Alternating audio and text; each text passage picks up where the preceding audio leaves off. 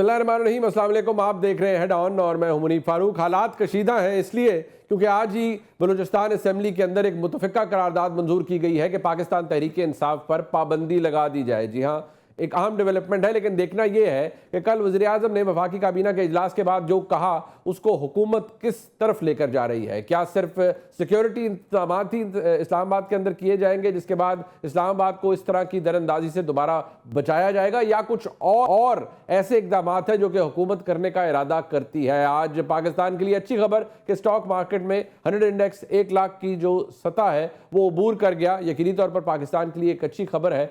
साथ ही साथ आज पाकिस्तान के अंदर सहाफ़ियों के लिए एक बुरी खबर भी है कि सहाफ़ी मतीउल्लाह जान उनको अरेस्ट किया गया और जो FIR उस अरेस्ट के बाद सामने आई है वो नहायत ही मज़ाक़ खेज़ है।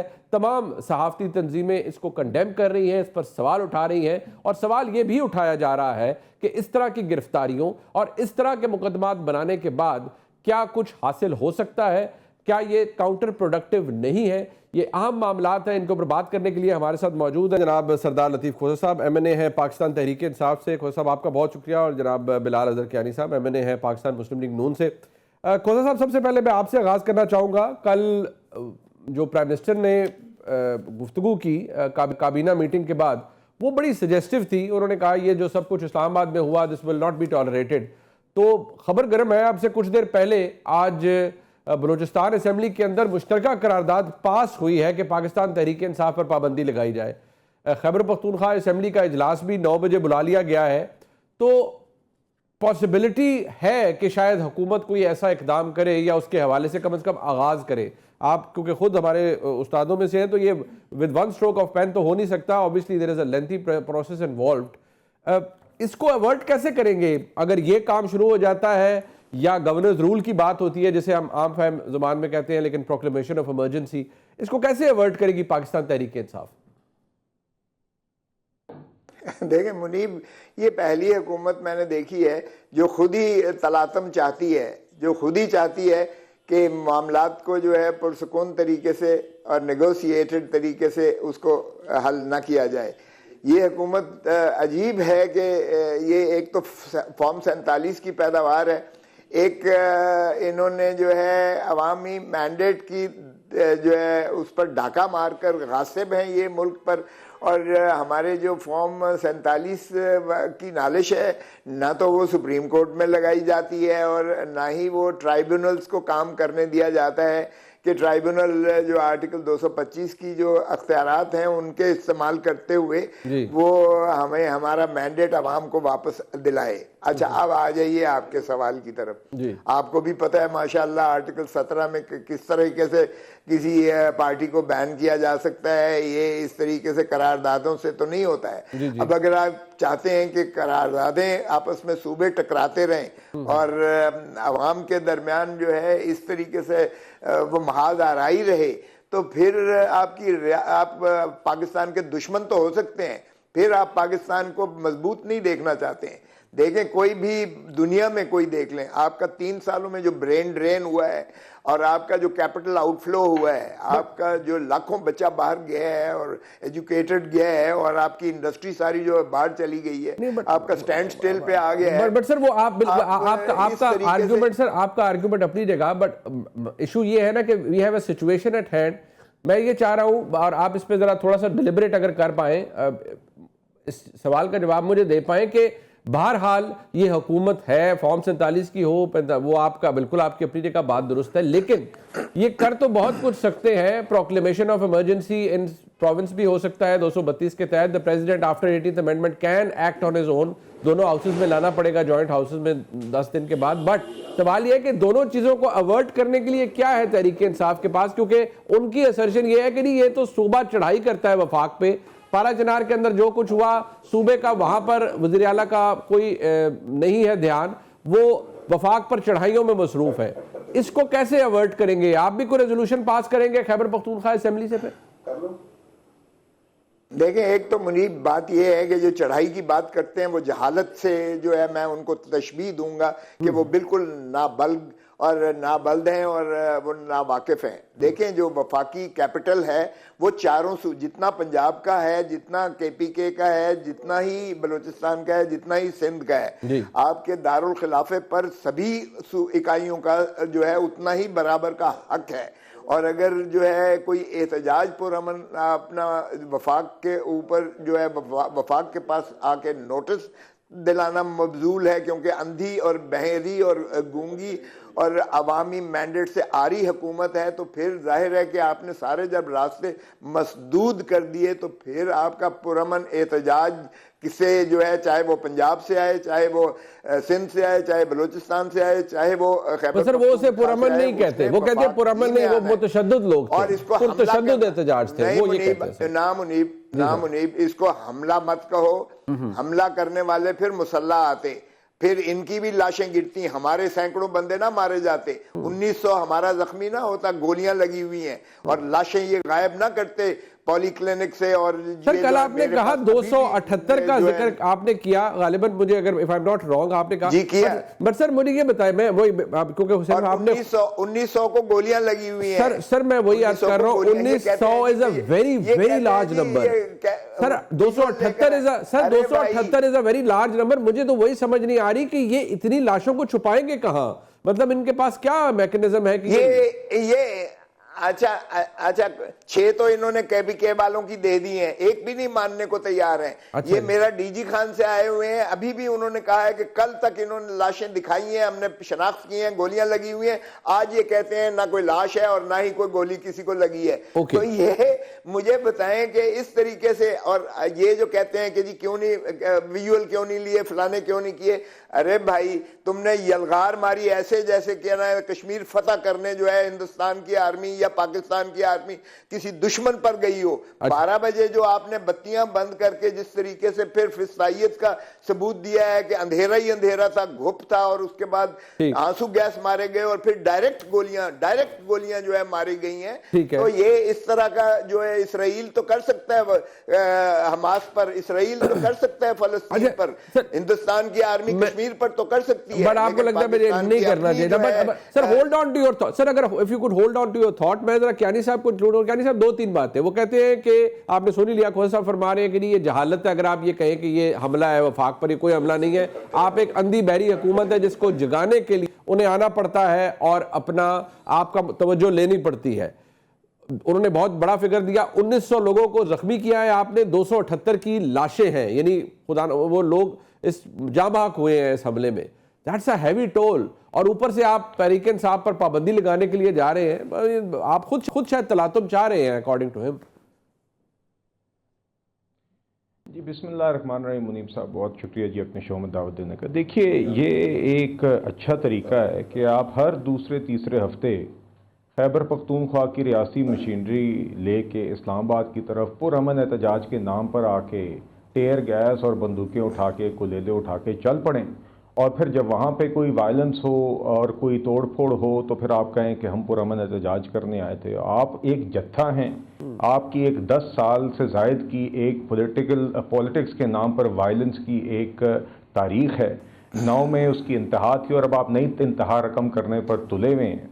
तो पहली बात तो ये है, और ख़ास तौर पे एक ऐसे तनाजुर में जहाँ पर आपने गुज़िश्ता हफ्ते ही देखा कि कुरम में एक बहुत ही अफसोसनाक सानिया हुआ है, यहाँ पे एक लॉ एंड ऑर्डर की आग लगी हुई है, और ये बार बार या तो ये इस्तीफ़ा दे दे खैबर पख्तूनख्वा हुकूमत से और कह दें जी कि वहाँ के लॉ एंड ऑर्डर से हमें कोई गर्ज ही नहीं, हमने सिर्फ एक काम करना है कि इमरान खान को उसके सारे जराइम के बावजूद जेल से रिहा करना है। तो फिर आप फिर जो करना है करते रहें, मगर खुदारा कम अज़ कम वो जिम्मेदारी से तो अपने आप को सबक दोष ना करें। क्यों ऐसा है कि किसी भी जवान के जनाजे पर, किसी भी पुलिस वाले के या फौजी जवान के जनाजे पर ये लोग नज़र नहीं आते, उसकी ताज़ियत करते हुए इनको मौत आती है, उधर फातिहा पढ़ते हुए इनको मौत आती है।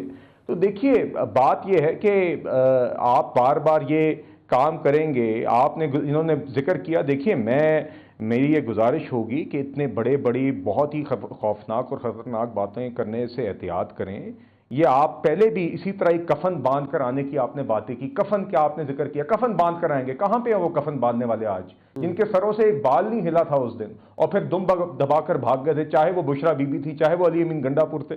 आप गरीबों को आगे उकसाते हैं, गरीब लोगों के बच्चों को आप आगे उकसाते हैं, उनके हाथ में डंडे और बंदूकें पकड़ाते हैं, उनको आप कहते हैं कि तुम जाके दहशतगर्दी करो। बट ये सर जो नंबर खोसा साहब ने कैनी साहब दिया है, दिस इज अलार्मिंग। बट कैनी साहब 278 का फिगर अगर वो फरमा रहे हैं, 1900 को गोली लगी है, मुझे यकीन मानिए मतलब ये बड़ा डिस्टर्बिंग है।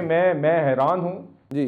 नहीं देखिए मुनीब साहब, मुझे तो ये पता है कि 71 लॉ इन्फोर्समेंट एजेंसीज के एहलकार जख्मी हुए हैं, सिर्फ रेंजर्स और इस्लामाबाद पुलिस के, जिसमें 27 ऐसे हैं जो फायर आर्म्स की इंजरी के साथ दाखिल हैं।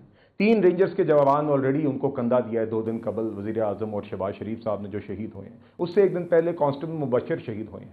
गुज़िश्ता रोज़ इंटीरियर मिनिस्टर से सवाल किया गया, मैं इसलिए बार बार मैं खोसा साहब को भी, मेरे पार्लियामेंट्री कॉलीग हैं, मैं उनसे गुजारिश करूंगा इतने बड़े बड़े नंबर्स और इतनी ख़तरनाक बातें करने से पहले एहतियात ज़रूर करें। मोहसिन नकवी साहब ने भी कल ये बात की कि अगर कोई आपके इल्म में कोई ऐसी बात है, क्योंकि पुलिस के पास कोई फायर आर्म नहीं थी, मगर अगर कोई ऐसी बात है तो उसका एविडेंस और आप सामने लेके आए तो देखिए। और आपने खुद कहा कि इस तरह की बातें छुपती नहीं है, मगर बहरहाल मैं ये कहना चाहूंगा कि जो भी पिछले 2-3 दिन में हुआ ओवरऑल वो अफसोसनाक है।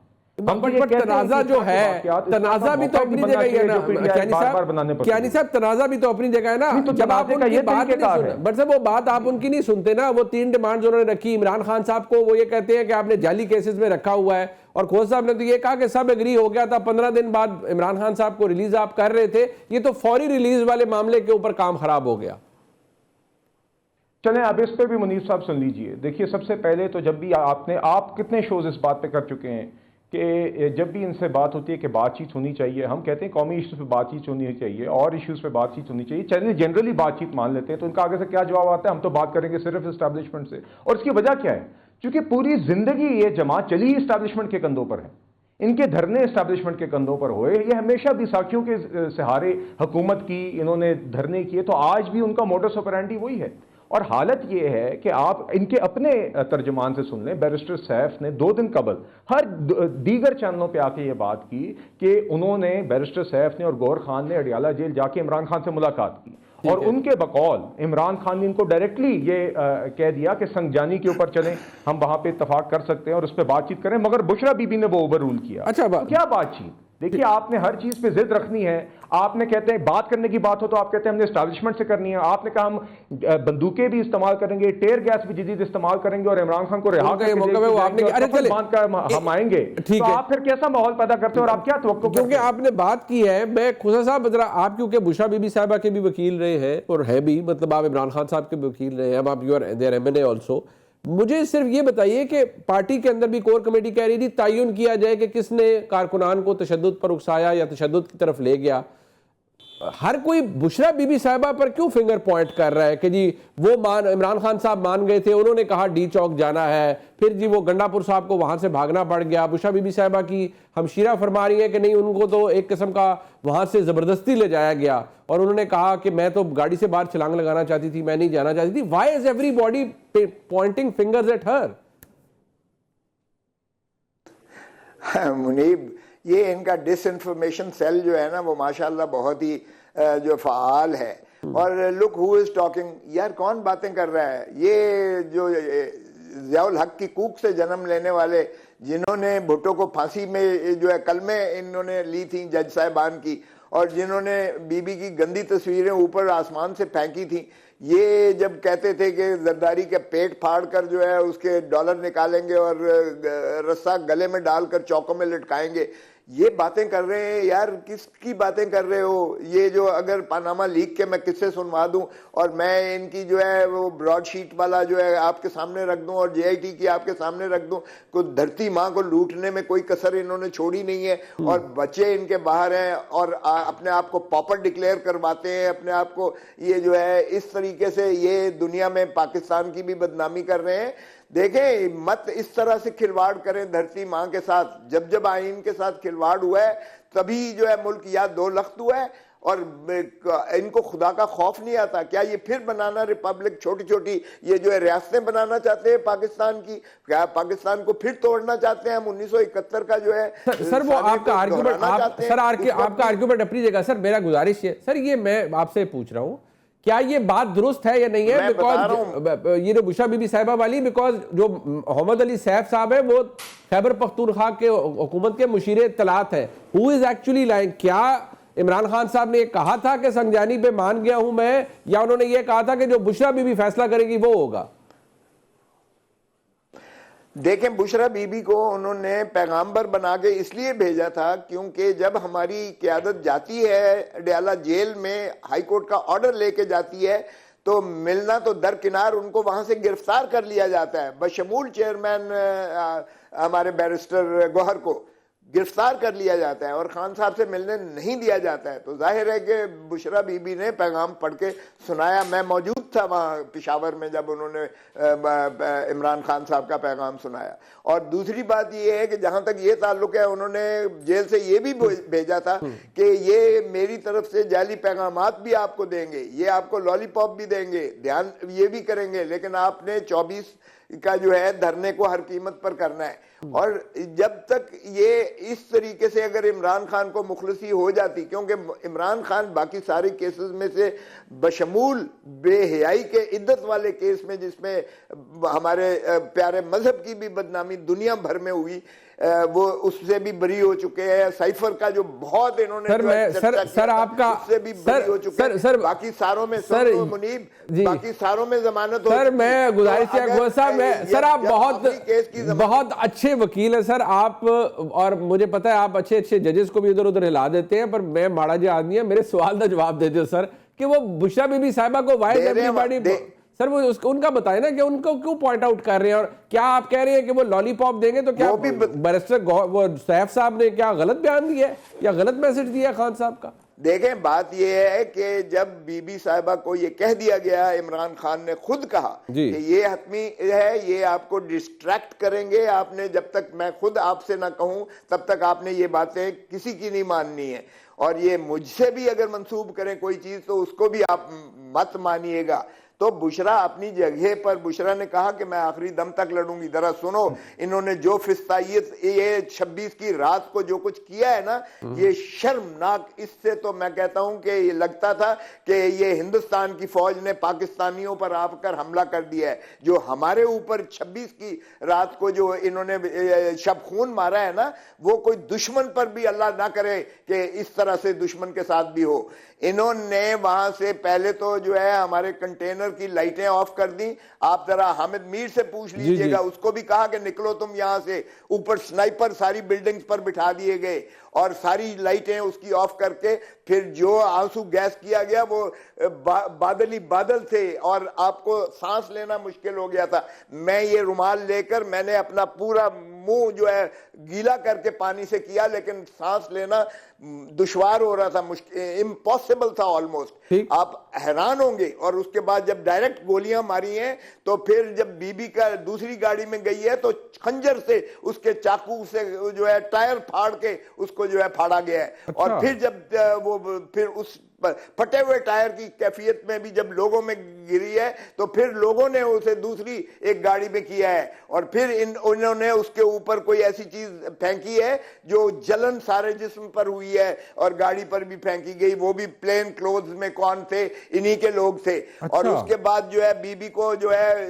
मैं समझता हूं कि जिस तरीके से रेस्क्यू किया गया है वो उनकी कमाल है कि उन्होंने जो है इसकी फिस्तायत से, इनकी जो है यलगार से, इनके हमले से, इनकी दुश्मन जो फौज जिस तरह हमला करती है कब्जा करने की कोशिश की गई। अच्छा नहीं, मैं अब ये जो बीबी को ठीक है फिर बचा के इन्होंने निकाला है। ठीक, जाहिर है पश्तून जो है अपनी माँ बहन बेटी बिल्कुल है, बिल्कुल ठीक है, लेकिन जो है गिरफ्तार नहीं। लेकिन आपकी बात से एक बात तो हमें क्लियर हो जाती है कि जो बुशरा बीबी साहिबा है उन्हीं का पैगाम मुस्तरद समझा जाए और उनकी बात मुस्तरद समझी जाए, क्योंकि उन्होंने पहले ये बता दिया था बकौल आपके कि मिसलीड किया जाएगा एहतजाज को भी और पार्टी को भी मुख्तलिफ पैगामात से। तो if anybody is to be believe that's only her. But let me take it a little forward. एक ब्रेक शामिल करते रहिए, बहस जारी है, हम वापस आते हैं, हमारे साथ रहिएगा।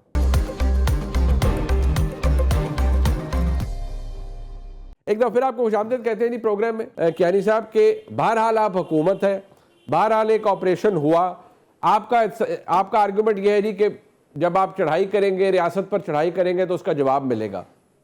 बट उसका जवाब इन खोसा साहब के मुताबिक ये है कि आपने फस्तायत दिखाई है, पहले भी आप दिखा रहे थे, और उन्होंने तो कहा कि जैसे खुदा ना खास्ता दुश्मन मुल्क की फौज किसी दुश्मन मुल्क के लोगों पर आती है, उस तरह का ऑपरेशन आपने करवा दिया इस्लामाबाद में। देखिए मुनीर साहब, 2-3 बातें मैं ज़रा पहले क्विकली एड्रेस करना चाहूँगा जो बातें अभी हुई हैं। सबसे पहले तो ये बात की गई कि जी ये डिसइंफॉर्मेशन फैलाई जा रही है कि बुशरा बीबी अपनी मर्ज़ी के बगैर गई, ये वो, ये डिसइंफॉर्मेशन के PMLN मचा रही है। मैं गुज़िश्ता रोज़ खुद एक चैनल पे था, एक टॉक शो पे था, जहाँ पे बुशरा बीबी की अपनी बहन मरियम वट्टू साहबा आई और उन्होंने कहा कि मेरी बुशरा बीबी से बड़ी मुश्किल से बात हुई है। बुशरा बीबी को खुद नहीं पता वो अभी कहाँ पर हैं।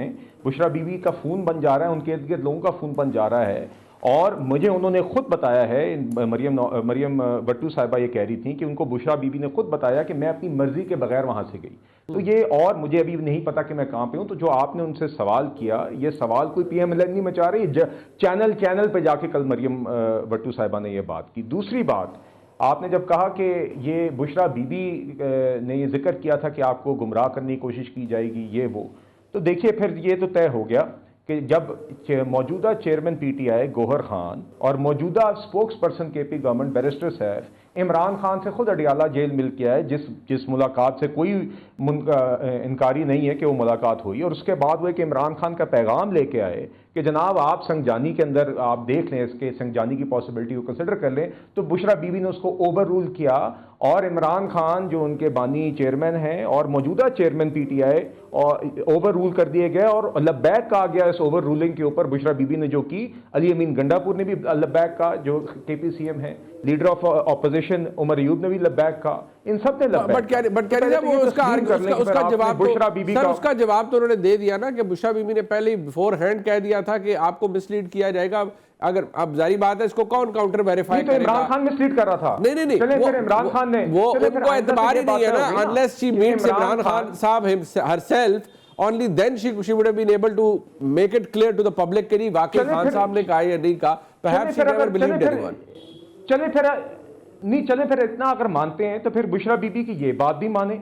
उनकी बहन जो कह रही है कि मुझे नहीं पता मैं कहाँ पे हूँ और मैं तो हॉस्टेज हूँ KP गवर्नमेंट की, फिर वो बात आप मानते हैं क्यों कासिर हैं? और दूसरी बात यह है कि चाहे वो बुशरा बीबी हो, चाहे वो अली अमीन गंडापुर हो, चाहे वो उनके दीगर और लोगों जो यहाँ पे मौके पर पहुंचे ही नहीं, जिन लोगों ने गरीब लोगों के बच्चों को उकसाया, उनके हाथ में बंदूकें और डंडे पकड़वाए, जिनने कहा कि कफन बांधकर वहां पे जाएंगे, वो वहां पे क्यों नहीं खड़े हुए थे? आप लोग बार बार ये तमाशा लगाते हैं, बार बार ये आग लगाते हैं, और आपका ख्याल है कि आप यहाँ पे पुलिस वाले और फौज के जवान सिर्फ इसलिए यहाँ पे बैठे हुए हैं कि आपसे गोलियां मरवाएं और आपके हाथों शहीद हों और आपसे सर फुड़वाएं। बट कारी साहब एक बात देखिए, कोई एक लॉस ऑफ लाइफ किसी एक का भी नहीं होना चाहिए, चाहे वो सारे पाकिस्तानी है ना। मैं हमेशा से ये कहता हूं कि जब इस तरह का एहतजाज होता है, कोई भी जो आगे आ रहे हैं खैबर पख्तूनख्वा से हमारे भाई बहन जो भी आते हैं, वो सारे पाकिस्तानी हैं। हम में से कोई एक दूसरे को सर्टिफिकेट नहीं दे सकता कि कौन अच्छा पाकिस्तानी है कौन बुरा पाकिस्तानी है, लेकिन इस जो आर्ग्यूमेंट है वो ये है कि जब यूज ऑफ फोर्स किया गया वो डिसप्रोपोर्शनेट था।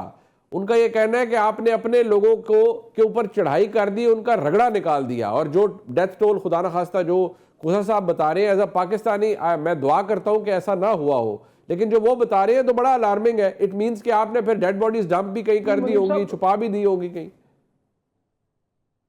नहीं मुनीब साहब, देखिए निहायत संगीन इल्ज़ाम इस तरह कैजुअली नहीं लगता।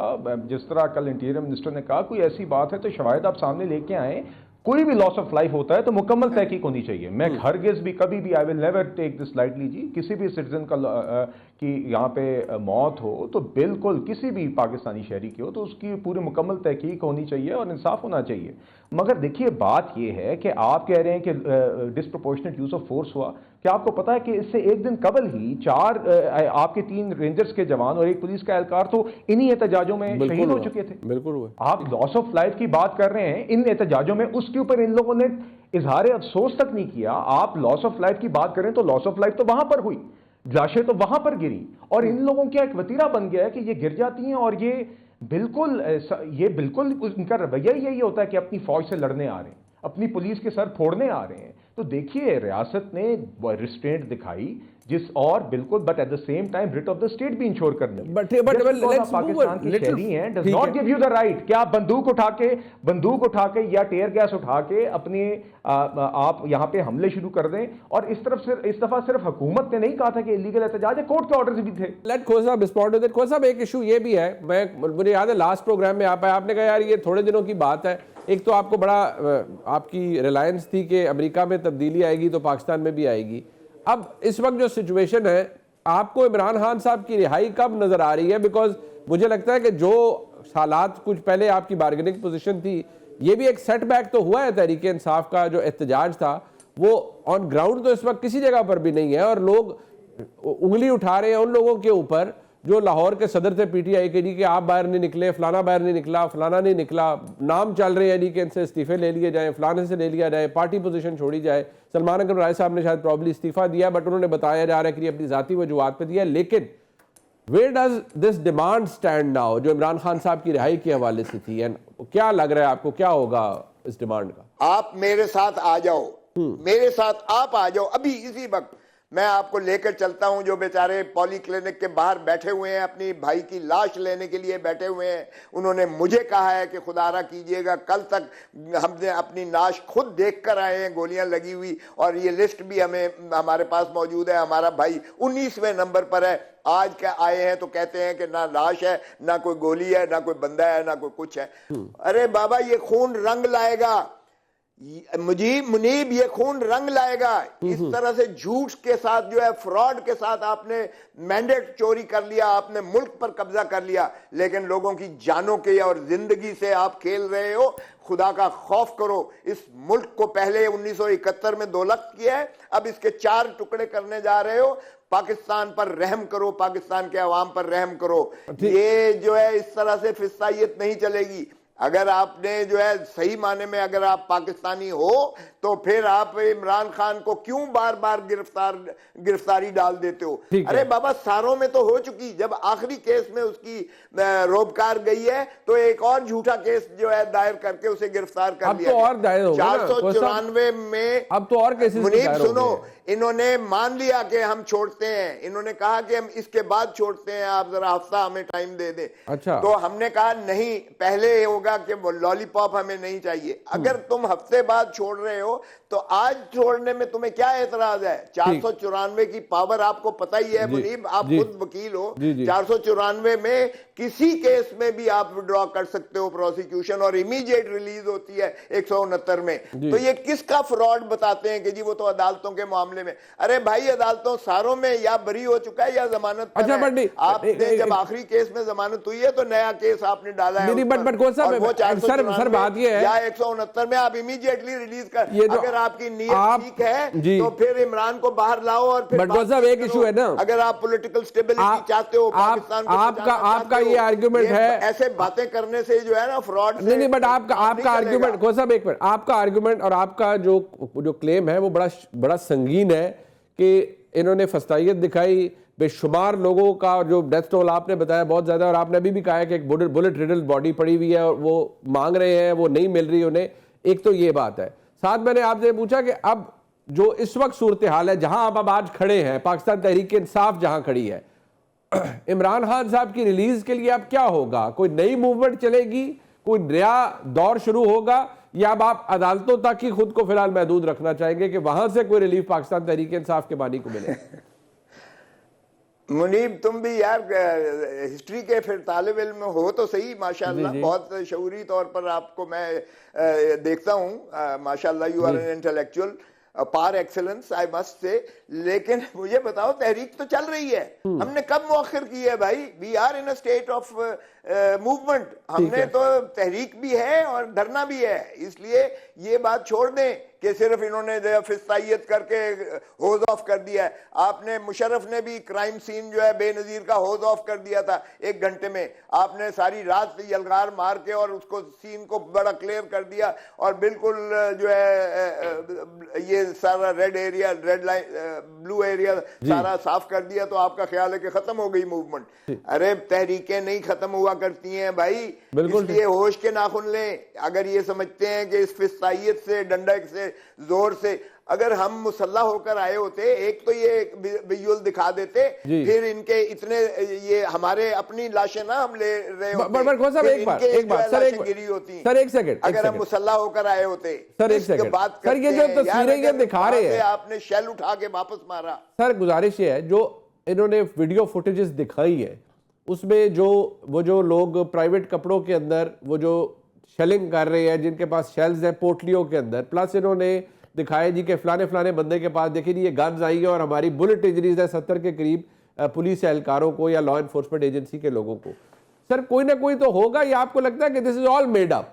ये भी मेड अप है इनकी तरफ से, but we are not. Sir यार मुनीब सर्टिफिकेट लेना आपका कोई मजाक है? हमारी जो है बुलेट रिडन जो है बॉडीज इन्होंने गायब कर दी हैं, वो बेचारे बिलक रहे हैं। मैंने तो तुम्हें कहा है अभी आ जाओ, अभी मैं तुम्हें लेकर चलता हूँ, जरा कैमरे लेकर आ जाओ, इनको भी साथ लेकर आ जाओ, मैं तुम्हें दिखाता हूँ। जो कुरान भी उठाएंगे और सारी टब्बर बैठा हुआ है कि हमने अपनी आंखों से देखी है बॉडी, और अब ये कहते हैं मानते नहीं है क्योंकि पॉलिसी बदल गई है कि मानना भी नहीं है और इनको लाशें भी नहीं देनी है। वो डंप करेंगे, खुदा का खौफ करो, इस तरह से बेहुरमती मत करो। एक तो जान ले ली उसकी, और उसके बाद जो है आप कह रहे हो कि उसकी लाश भी नहीं देनी है। एक ब्रेक है जी, एक ब्रेक यहाँ पर हम ले रहे हैं, वापस आ रहे हैं, हमारे साथ रहिए।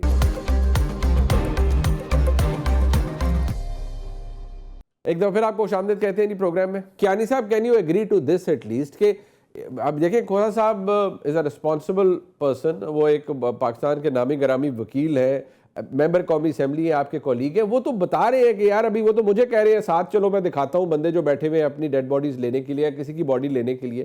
This is again a very serious charge. दूसरी बात, ही रिफ्यूजेस टू बिलीव, को कहते हैं सर्टिफिकेट बना लेने, इतने लोगों को ये गोली लग गई, फायर आर्म लग गया, सब कुछ लग गया, वो ही refuses to accept that also. Where does it lead us then? I mean where does it lead us to? देखिए आप मुझे बताइए, आपने खुद अभी जिक्र किया कि लोग आपको टेयर गैस करते हुए कैमरे में नजर आए जिससे इनकारी हो रहे हैं, मगर मैं जानता हूं आपकी, मैं जिस बिल्डिंग में भी बैठा हुआ हूं ब्लू एरिया में, इधर से कुछ मीटरों के फासले पर एक न्यूज़ की बिल्डिंग पर हमला हुआ है, जियो न्यूज़ पर हमला हुआ है। कुर्रतुल ऐन शराजी साहिबा हैं, उन्होंने खुद कहा कि पीटीआई के लोगों ने, मैं बता रही हूं कि मैं प्रेस से हूं, उनको डंडे से उन्होंने उन पर हमला किया, डंडों से। और इनके एक और चैनल भी यहाँ पे निजी के अंदर ये लोग घुसे और उन्होंने बाकायदा कहा हमले को कि हमें बताओ यहाँ पे कोई रेंजर्स का या पुलिस का एहलकार छुपा हुआ है, उनको पकड़ के मारने के लिए आ रहे थे। ये मामलात हुए हैं। सर योर गवर्नमेंट, बात यह है कि अभी खोसा साहब ने जिक्र किया कि सीनियर सहाफ़ी है मतीउल्लाह जान साहब, उनको अरेस्ट किया जाता है, उन पर एक बड़ी मज़ाक़ा खेज़ किस्म की FIR हो जाती है, और वो आज भी ये कह रहे हैं कि भाई मैं अपना काम करता रहूँगा। वो भी तो एक सवालिया निशान है कि वो जिस तरीके से गवर्नमेंट एक्ट कर रही है, प्रोसिक्यूटर्स एक्ट कर रहे हैं, वो भी तो वो इशारा करता है कि इट्स एवरीथिंग बियॉन्ड लॉ। जी मुनीब साहब, देखिए मैं मती साहब के मामले में ये कहूँगा कि मती साहब एक ऑब्वियसली एक नोन सहाफ़ी हैं जी, और आपको याद होगा कि पीटीआई के फाशिस्ट दौर के अंदर जब उनको नामालूम अफराद ने उठा लिया था, पिकअप कर लिया था, और उनको फिर बाद में रिहा हुए थे, तो उस टाइम पे भी हमने ही उनके लिए आवाज़ उठाई थी, उस जिद्दोजहद का हिस्सा थे, और हम हमेशा जर्नलिस्ट की फ्रीडम ऑफ एक्सप्रेशन में बिलीव करते हैं। आज भी मैं बड़ा वाज़ेह तौर पे कहना चाहूँगा कि पेश हुआ था मतीउल्लाह खोसा साहब, मुझे जी बिल्कुल खोसा साहब, जी खोसा साहब, इफ यू अलाउ मैं खुद मतीउल्लाह के केस में पेश हुआ था जस्टिस गुलजार चीफ जस्टिस के पास। राइट बिल्कुल ठीक है, आप पेश हुए। जी कारी साहब आप कंक्लूड करें।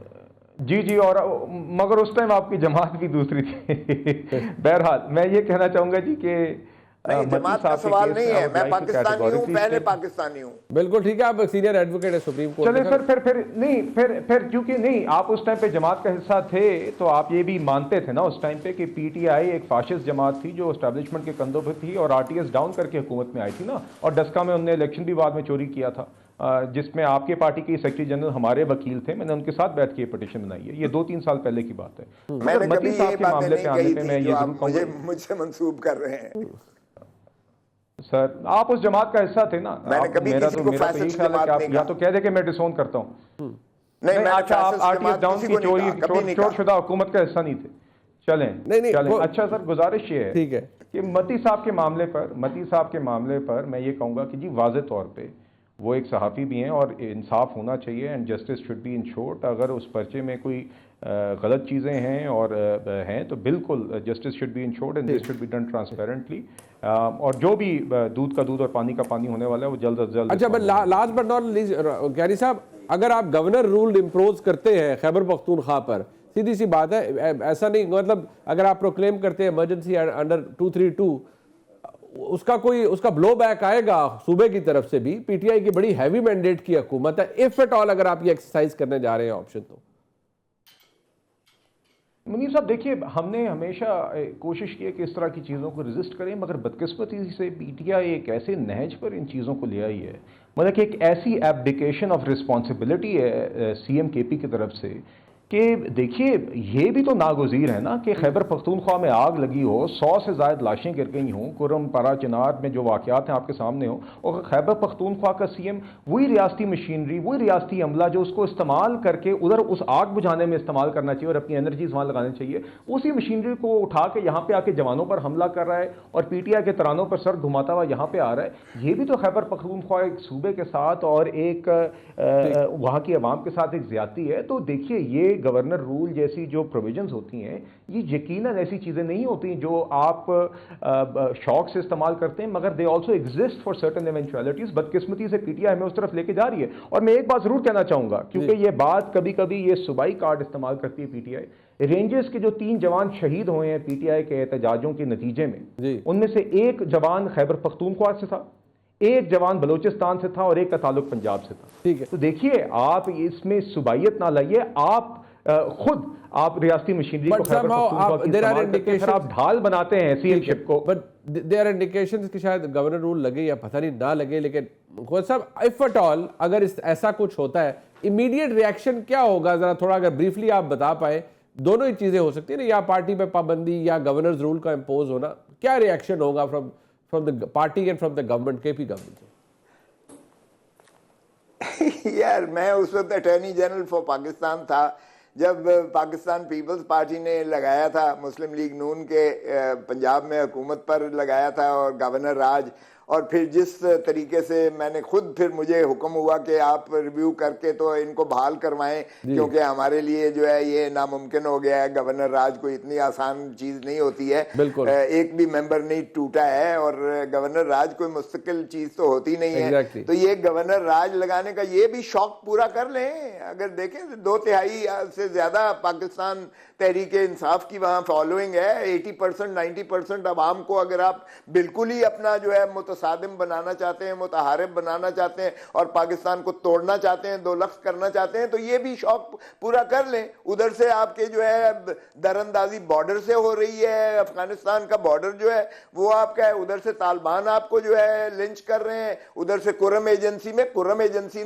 में हमारे जो है बैरिस्टर सैफ खुद मेरे सामने, मैं पेशावर में था, भेजा गया और उसने जो है वहां जाकर सारे फरीकैन को बिठाया और उनका जो है पार्लिस करवाए और एक्सचेंज ऑफ प्रिजनर्स करवाए, क्योंकि उन्होंने उनके लोग पकड़ लिए थे। 2 ट्राइब्स के दरमियान जो है ये तसादम हो रहा था, ये कोई रियासती तसादम नहीं था, माफ कीजिएगा। Government should have acted more proactively. Sir ये तो आप भी जानते हैं, गवर्नमेंट देखे 70 से ज्यादा कैजुअल्टीज हुई थी सर, केपी सीएम को जाना चाहिए था फ्रैंकली। मतलब ये तो मैं आपसे ऐसे बात कर रहा हूँ, बीइंग पाकिस्तानी, मुझे पता है आप भी दर्द दिल रखते हैं, मैं इसलिए कह रहा हूँ। But he sent the minister, उसने बैरिस्टर साहब खुद गया है, मेरे सामने गया है और ये सारा कुछ करवाने के बाद आया है वो। और ऐसी बात नहीं है कि हमने वो वहां उसने इग्नोर किया। और बाकी रहा ये है कि ये जो दरअंदाजी है, ये अगर बॉर्डर्स जो है, ये बॉर्डर्स हमारे सूबे के बस में नहीं होते, ये वफाक के हैं। और अगर वफाक सारी जो है एस्टेब्लिशमेंट माशाल्लाह इन्हीं को जो है लग गई है, इस हुकूमत को जो है बनाने में और इस हुकूमत को मजबूत करने में लगी हुई है और एक पाकिस्तान तहरीक इंसाफ को मुनहदिम करने में लगी हुई है एस्टेब्लिशमेंट, तो फिर जाहिर है बॉर्डर आपके जो है गैर महफूज हो जाएंगे। आप बात करते हैं अगर कोई फौजी कैप्टन या ठीक सर, मेरे पास सर वक्त खत्म हो गया। जनाब सरदार लतीफ़ खोजा साहब आपका बहुत शुक्रिया, जनाब बिलाल अहमद कियानी साहब आपका बहुत शुक्रिया। प्रोग्राम आपने देखा जी, इसका फीडबैक हमें जरूर दीजिएगा, देखने का बहुत शुक्रिया। खुदा हाफ़िज़।